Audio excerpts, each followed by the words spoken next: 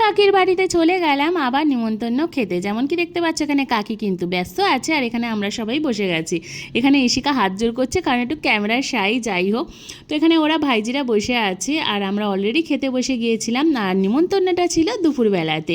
কাকা কাকি ডাকবে আর আমি যাব না, এটা তো হতেই পারে না, কারণ মানুষ কিন্তু ভালোবাসার ডাকেই কিন্তু চলে যায়। যেমন কি আমিও বারবার চলে যাই। ছিল আইবুড়ো ভাত, তাকে কিন্তু সুন্দর করে থালা সাজিয়ে দেওয়া হচ্ছিল। এই যে বসে আছে, তো ওরই ছিল আইবুড়ো ভাত।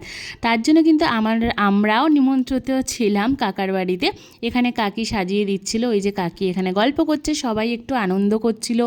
আর জানোই তো মানে সবাই এক জায়গা হলে কিন্তু অনেক ইয়ার্কি মজা এইসবগুলোই হয়। আর এখানে কাকাও কাজবাজ করছিল। যাই হোক, তো ফাইনালি কিন্তু চলে এলো সাদা ভাত, তার সাথে এখানে কিন্তু ভাজাভুজি ছিল, কাকা এগুলো সার্ভ করে দিচ্ছিল। আর এখানে দেখতেই পাচ্ছ এখানে সবাই আমরা কিন্তু একসাথে মিলে বসে একদম খেতে বসে গেছি দুপুরবেলায়। আর দুপুরবেলাতে না মানে এরকম গরম গরম খাবার, তাও শীতকালে কিন্তু দারুণ ভাল লাগে। শীতকালে গরম গরম খাবার খাওয়ার মজাটাই আলাদা। তারপর চলে এলো স্যালাড। তো যাই হোক, আমি তো এখানে ভিডিও করছিলাম, সবার সামনে একটু তো লজ্জা লাগে ভিডিও করতে, তবুও আমি ভাবি যে ওই মোমেন্টটাকে আমি যাতে ক্যাপচার করতে পারি। এখানে দেখো জেঠিমা আর একটা দিদি বসেছিল।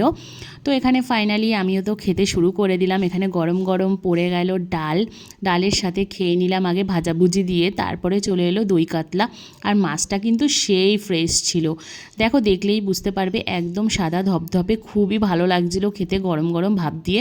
তারপর চলে এলো চিকেন। তো চিকেন তো আমার খুবই ফেভারেট, আর এখানে একদম কষা কষা চিকেন করেছিল, তো ওটা দিয়ে কিন্তু ভাতটা খেতে দারুণ ভাল লাগছিল।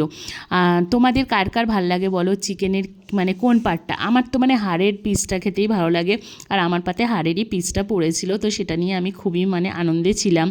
তো যাই হোক, তো সেটাও আবার আমি খাচ্ছিলাম, কিন্তু সবাই পাশে ছিল বলে না ভিডিও করতে খুবই লজ্জা করছিল। তো যাই হোক, শেষ পাতে পড়ে গেল চাটনি, আর ছিল পাঁপড় দিয়ে চাটনি খেতে আমি ভীষণ ভালোবাসি। আর ছিল গুড়ের রসগোল্লা, আরেকটা মিষ্টি ছিল, সেটা হচ্ছে গিয়ে রসমালাই। সেটা কিন্তু বাড়িতেই কাকিরা বানিয়েছিল।